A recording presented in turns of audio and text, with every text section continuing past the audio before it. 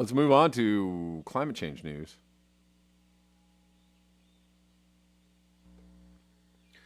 Climate change headlines and more. Strongest typhoon of 2020 slams the Philippines, killing at least 10.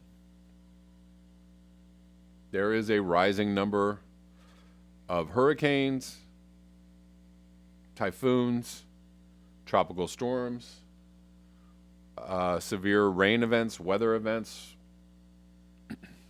All of this due to the rising temperature of the planet, the rising levels of moisture in the air. This is a picture of residents occupying an evacuation center as rain starts to pour in Manila. President Rodrigo Duterte was monitoring the government's disaster response from his southern hometown of Davao City. Over 390,000 people had fled to safer ground, including more than 345,000 to evacuation centers, raising concerns about compliance with coronavirus-related health protocols. I see a lot of, separated little cubicles here, but over in the corner here, I see a lot of people just packed in together, looking like they're waiting in line for a cubicle. Probably not good. Let's move on to this tweet from Greta Thunberg. This is a rough, quick introduction explaining why technology alone won't solve the climate crisis. Do we need it? Yes, she says. Should we invest every possible resource? Yes, as long as it's holistically sustainable. Will it be enough? No, far from it. So just want to indicate to anybody who's saying that, Greta Thunberg is controlled by people, big corporations and techies, and billionaires, green billionaires are controlling Greta Thunberg. I just want to point out that, if that were so, she would not be saying these kinds of things. So, are there green billionaires trying to control how we respond to climate change? Of course there are. But there are people that are speaking out against it, and one of those people is Greta Thunberg and others. Let's go into this article just a little bit. Climate change technology, no silver bullet. This is in the BBC, so I'm going to give the BBC a thumbs up on this one for at least addressing the issue that technology is not the only thing that will save us. Right?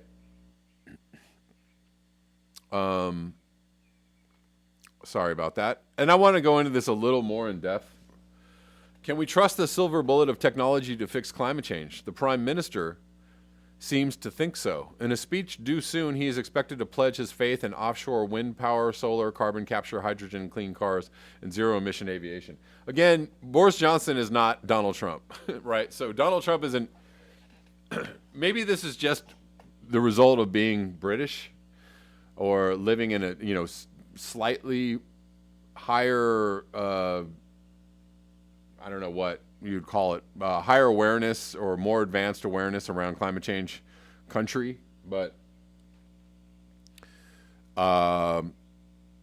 anyways, clean technologies are clearly a huge part of any solution, but the PM is being accused of techno-optimism bias because he does not mention any other key factors in reducing emissions.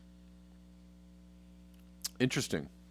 In fact, experts say tackling climate change will need action right across society and the economy with a host of new incentives, laws, rules, bans, appliance standards, taxes, and institutional innovations.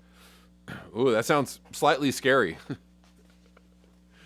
The only one of those was great, the new incentives part. But I'd say, rules and bans, maybe laws, I don't know. Maybe we should ban cars. I'm down.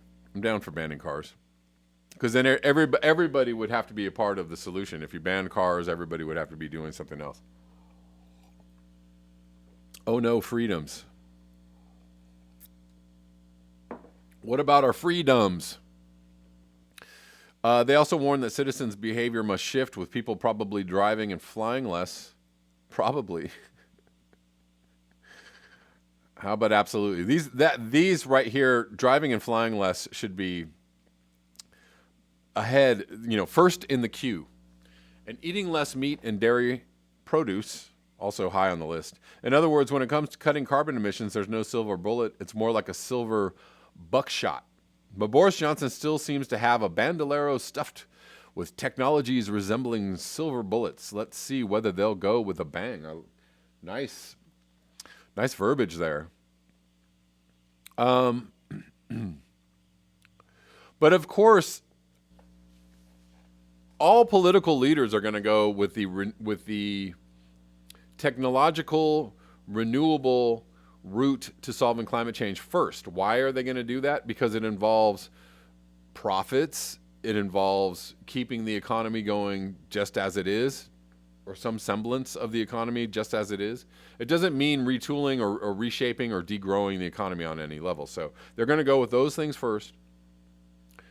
And anything that speaks to the heart of the problem, last. The heart of the problem being growth economy is what's killing our planet. And the economy as it is killing our planet. So the economy is going to have to be disassembled on many levels. But nobody's ever going to really... Politically, that would be a hard thing to sell to people. Professor Gillian Annable from Lead... Oh, hold on. Let's go back. Clean cars, take cars. The Prime Minister is due to accelerate the transition towards battery and hydrogen-powered vehicles. But Professor Gillian Annable from Leeds University warns that even electric cars pose their own problems that politicians seem reluctant to acknowledge. Oh, do they? Producing electricity and hydrogen requires huge numbers of wind farms or the like, and the cars themselves need resource-hungry tires and batteries, right? So all of these things require fossil fuels to build. The cars, the wind farms, the solar panels, fossil fuels and minerals and mining and all, right? The whole supply chain of all of these things is not clean. So yeah. They also need roads and parking spaces that could otherwise be used for gardens and trees that soak up carbon dioxide. The harsh reality is that we have to find ways to limit the number of cars and the amount that we drive them. Hydrogen, there is widespread agreement that hydrogen will play a role in reducing climate change, but how much and in what industrial sectors is another matter. A key question is whether it's sourced from natural gas, which is expensive and, depending on the process used, can yield troublesome carbon dioxide as a byproduct, or by using surplus wind energy to split water into hydrogen and oxygen. The latter process does the job cleanly, but at still greater cost. Jess Ralston from the Energy and Climate Intelligence Unit think tank said, hydrogen can power cars, but electricity seems to have won that technology race. It could heat homes, but electric heat pumps are emerging as a better bet. Hydrogen could be really useful, though, in industries such as steelmaking and in heavy transport, including buses that we're already seeing, but it's no silver bullet. Aviation. On aviation, the Prime Minister has launched his ambition to devise clean planes. He calls the project Jet Zero. Oh, that's cute. Industry figures appreciate his boosterish support, but critics warn Jet Zero mustn't divert attention from the short-term need for rules and taxes to hold down aviation emissions after COVID.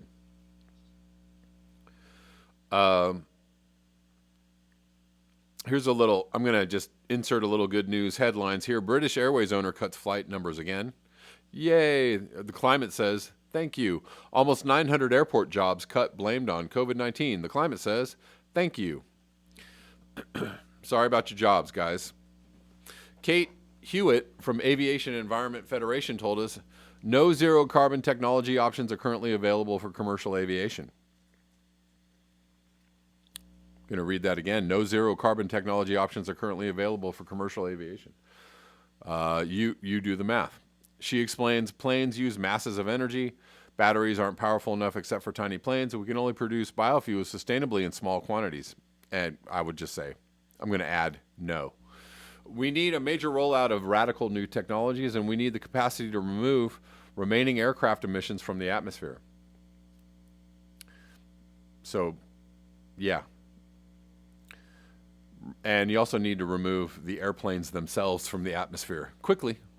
She says that given how far we are from delivering these things, we'll also probably need to fly less. Not at all. Nuclear. UK governments have agonized for decades about nuclear energy. But Boris Johnson recently gave it the nod. That means he's likely to agree to a financial package for a new station at Sizewell, or for small modular reactors, or both. Nuclear is still a divisive issue. While it could definitely help to reduce emissions, said Professor Jim Watson from UCL, it's very expensive. To play a major role, the cost of new nuclear plants will really need to fall, especially when the cost of other technologies like wind and solar have dropped so far. Nuclear developers will need to show that they can build their plants more quickly, because we need all electricity to be low carbon within the next 10 years.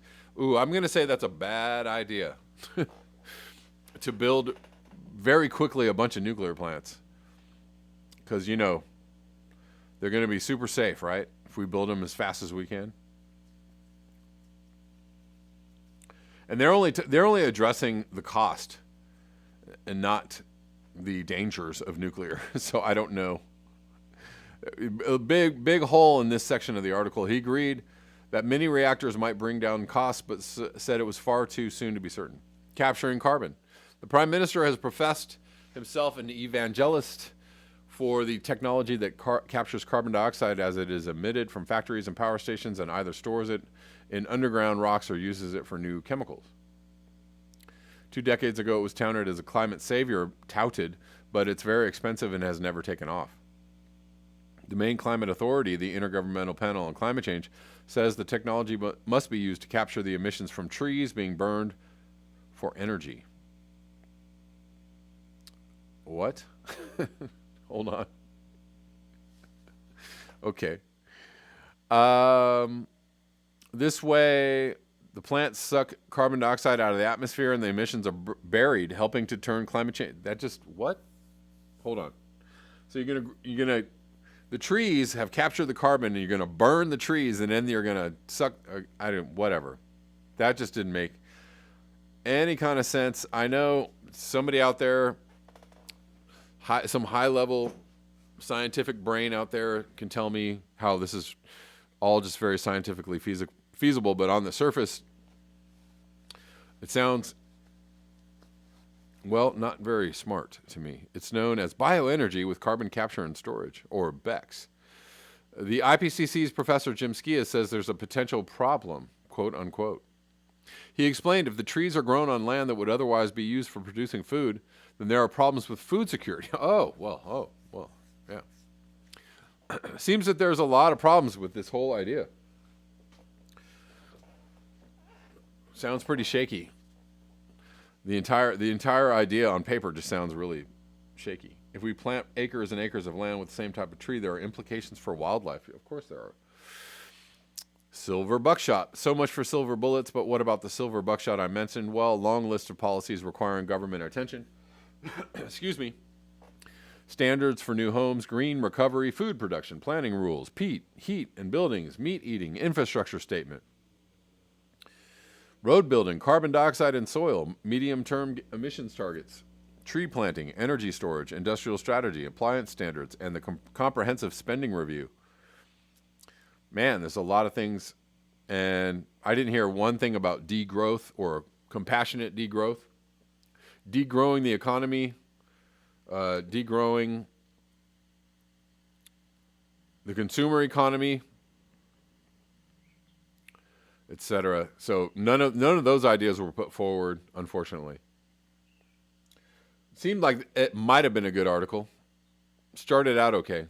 Recently, Noam Chomsky did an interview with Brianna Joy Gray, and she was challenging him on he thinks that everybody should vote for Biden because Trump is going to destroy the planet.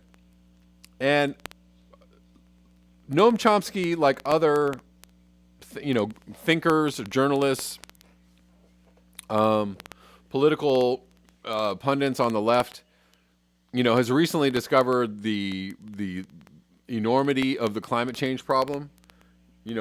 A lot like Chris Hedges and other people, right? So it wasn't something that was in their in their viewfinder until a couple of years ago. But then when they saw it, they were like, oh, this is the worst thing ever, obviously.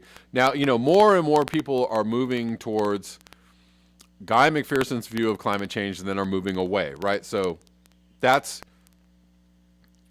all true, right? So what Guy McPherson has been predicting, other people have slowly joined his camp or moved, closer to his ideology or his, I don't want to say prediction, but his viewpoint on where climate change is going, how bad climate change is, and where it's going. So Noam Chomsky has joined the ranks of lefty thinkers in understanding what climate change is and how bad it is and where we're going and what's going on. But the problem is that I think Noam Chomsky doesn't understand that climate change has been going on for a really long time. So climate change did not start with Trump. There have been, many administrations prior to Trump who were destroying the environment. Trump is just another in a long line of presidents who destroy the environment, right? He's another in a long line of American presidents who do shitty things to the environment in the name of industrial civilization or in the name of growth economy, in the name of keeping the fossil fuel train going, right? Of course, what Trump is doing is not good at all. It's not good at all. It's not helping the climate at all. It's incredibly destructive. We don't like it. I don't like it. Many people don't like it. But, the way that it's being framed, and a lot of other climate-aware people are framing it like this, that like if Trump gets reelected, that it's game over for the planet. And let me just, dispel that notion, or try and help you dispel that notion in your mind or in anybody else's mind. Like, look, if Biden gets elected president, it's going to be slightly better for the planet, but it's not, there's no like game over situation. It's already game over. Many people already understand this. Guy McPherson has already said it's game over for the planet. So many other people are starting to come to the understanding that it's game over. It's already been game over for the planet. I believe on many levels, just on an information level, that it's most likely game over for the planet. I still think that we should try, and I would like to see some kind of organized attempt at compassionate degrowth go on in the world, and that's what I think should happen, and that's what I hope will happen, and that's what I would support happening. Do I think it's actually going to happen, or will it happen quickly enough to save the planet? I don't have a lot of hope in that. I don't have a lot of faith that will happen. Oh, I'm sorry.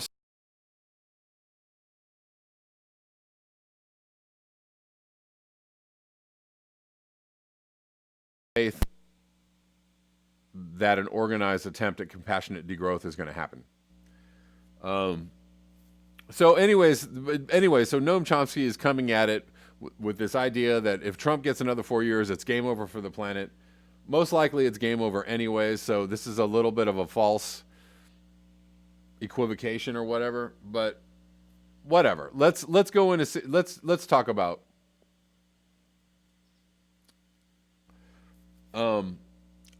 my argument is that Biden or Trump is game over for the planet. Because Biden isn't going to do enough quickly enough. I do agree that, at least his admission that climate change is a problem and that it might start to set us on a road of some kind of something about climate change.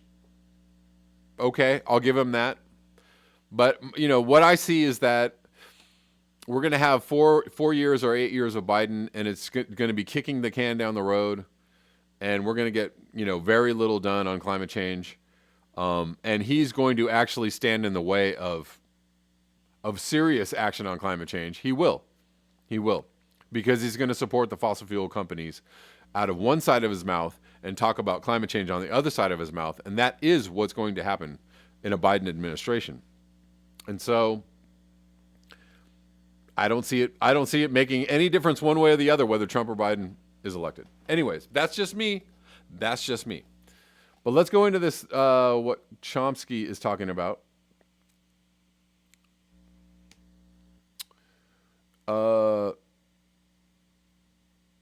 So So he says Trump's denial of climate change represents worse threat to humanity than Hitler.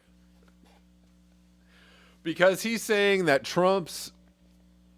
So this is like a little bit wild-eyed and pinwheeled to me, because blaming the carnage that climate change will bring to the planet on Trump is actually an extremely uneducated view, right? If you actually understand climate change and understand how long it's been progressing and the momentum that it already has prior to Trump being elected president, blaming the carnage, the millions and the billions of people that are going to die due to climate change on Trump is, I'm sorry, it's one of the dumbest things that Noam Chomsky has ever said. But because so many people look up to Chomsky and what he has to say, I feel like, this is really going to get into a lot of people's minds that, like, oh my God, it's the end of the planet if Trump gets it reelected. Come on now. This is, fear mongering that doesn't really need to happen. Is Trump doing bad things to the planet? Of course he is. There are also a lot of other leaders of the world that are doing terrible things to the planet, right? Putin, Bolsonaro, there are so many people complicit in destroying the planet. To put it all on Trump's head is a little bit ridiculous. Anyways, I'm not going to read this whole thing. Noam Chomsky is not in the mood for holding back. The celebrated linguist and media critic watches the world approaching a U.S. election whose outcome he believes could send the planet hurtling further towards environmental catastrophe. It is perhaps not surprising he has stark words about Donald Trump and the Republican Party, which he says is the world's only large conservative political group to deny the existence of climate change. We'll just go with that. We'll go with that on face value. In an interview with The Independent, to promote a new book about the urgency of the crisis and a means to transition to a non-fossil fuel economy as part of a so-called global Green New Deal, he says he has identified several patterns over the course of the Trump presidency. Anyways, that's all I'm going to read of that. I just wanted to quickly point this out, that even Chomsky, it says we need to transition to a non-fossil fuel economy. We need to transition to a non-fossil fuel society. Economy be damned, right? The economy is not the important thing here. And so, I'm really realize Chomsky and Hedges, what was that? Sorry, I missed your comment. Have been warning for decades, long before most, including most here. I think they've been aware of it, but they haven't been, it wasn't, look, Hedges like 5 or 6 years ago or 7 years ago was, said basically like every other progressive was like, these are the problems with our government, our society, and what's happening in, our political system. All this is bad. Oh, and climate change, right? Like that's how he talked. Literally, that's how he talked about it. Oh, and climate change is bad too. But they've gotten to a point, Chomsky and Hedges now, where they're like focusing on climate change much, much more, and they realize, it's the existential threat that it is, and not like, it's this bad thing kind of looming on the horizon. But I'm not saying they haven't been aware of it. I'm saying they haven't been talking about it in the way that they have been talking about it recently. In the last 3 or 4 years, there's been a marked shift in their tone around climate change, and their focus on climate change has increased dramatically.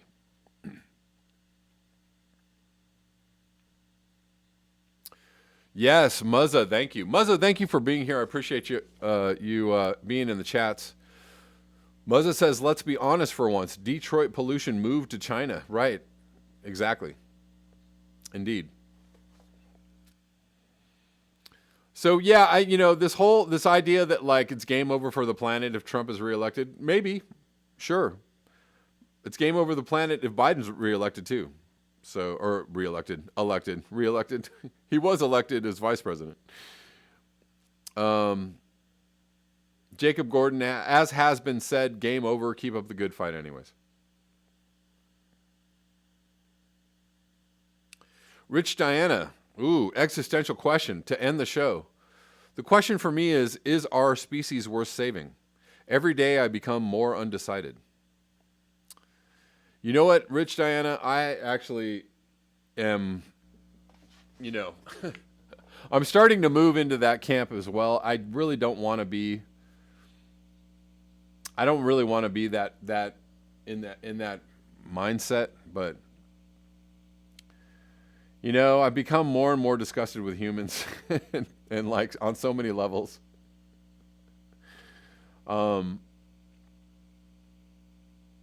And I just don't, I don't really want to feel that feeling or feel that energy, or I don't want to, have that mindset, but it's, humans are just really, I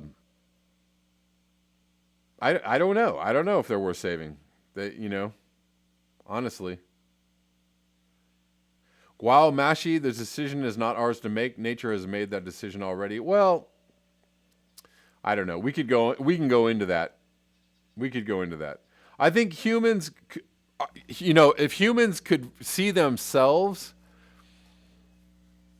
as worth saving or putting, better energy into or more energy into their own evolution. I don't know. I think humans live with a certain amount of hubris, right? We think that we are the highest and the best when we have a whole lot of evolving to do, right? And so, if humans as a whole, in a large way, could get to a space where the majority of humans understand we got a whole lot of evolving to do. We are not the best and the brightest. We are, we're getting an F on the report card in a lot of ways, right? We got to do a lot better by ourselves, right? So, are we going to move into that space mentally? I don't know. I don't know if humans have really shown that to be capable of that through history. I'm not sure. And so that just, leaves me in a place of depression. But, I feel you, Rich Diana, on that one.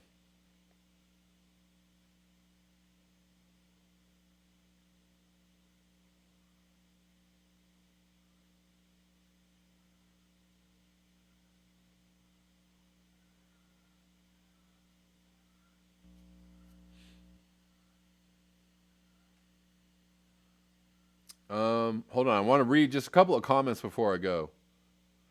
Kuro Hikes, humans are 90% selfish, short-sighted idiots. Ding.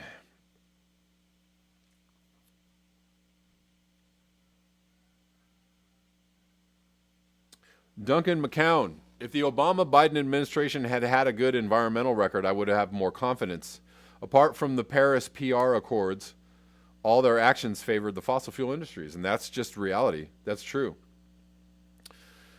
And, nothing has changed about the fact that Joe Biden is owned by the corporations, owned by the fossil fuel companies, owned by big pharma, he is controlled. He is a puppet. He's a puppet with a lot of nice words. He's got, he's going to speak real nicely and make everybody feel, like he's presidential and somebody's, dad's, doing the, dad's out at work doing the right thing, right? He's going to make people feel like that. But what is he really going to do for the planet?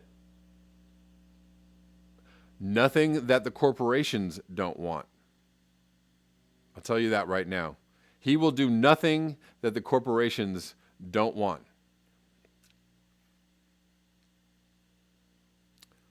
And so he's going to do the bidding of the corporations, and that means planet destruction. The end, right? In no other way. That means planet destruction on every level. So, If you want to engage in the fantasy land, thing about it's game over for the climate if Trump wins, Biden's our only hope. Ooh. If you want to engage in that, have fun.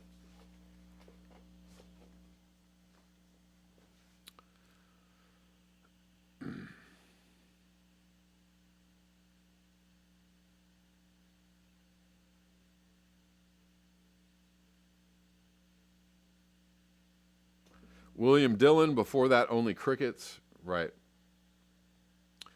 Pennsylvania is fracking central.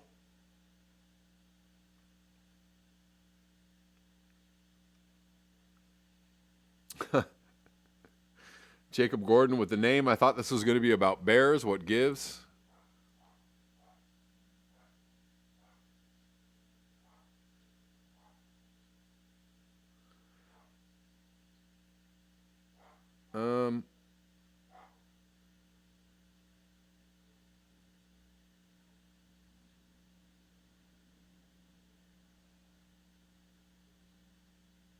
Nicholas Miller, humans are the most invasive species of all from the get-go. Pretty much. We invade, we destroy. We rape and we pillage. That's what humans do. And we're good at it. The Violent Hippie says, yo, I sent you 2 super chats. Read them both, please. Oh, I'm sorry, Violent Hippie.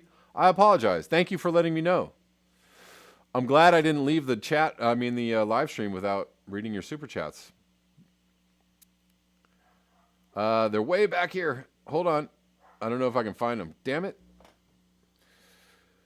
Let me see.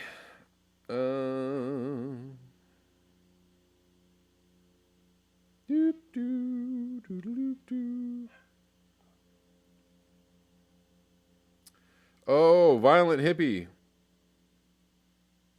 Hold on one second.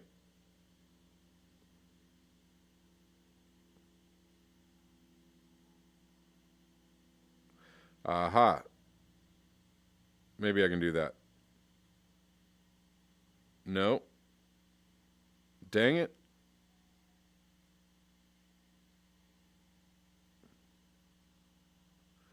Oh, Violent Hippie, I can't see the other one, and I apologize. Unless anybody has a quick tip for me to go back and see all of my super chats.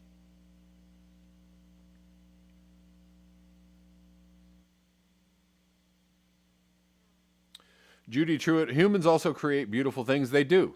They do. You're right. You're right. If only we could all be in the space of just creating beautiful things in the non-destruction space. Yeah, Violent Hippie, I can't. Yes, I saw that. Jean, the Brianna Joy Gray, when she's talking with Katie Halper. I saw that. It's a very good discussion. You're right. I can't see the super chats. I am very sorry. Chomsky is late to the doomsday party. Little bit. Violent Hippie, I apologize. I can't see those chats. I don't know where they are. I read one of them. You said, Violent Hippie says, I said we should blow up a Joe Rogan podcast comment section to get Beckwith on. It's a good idea. Very good idea. Maybe we should try it. Nicholas Miller, thank you for the super chat. I appreciate you. All right, guys, I am about out of time. Thank you so much for your eyes, your ears, and your conscience. Thank you for the support of this channel on a daily basis. Nicholas Miller, thank you so much. I appreciate you. Hey, it's all good. It's all good. Every little bit helps this channel continue to keep on keeping on. I will be back at the regular time of 11 a.m. Pacific Standard Time. Let me get that straight. Pacific Standard Time tomorrow. And until next time, peace.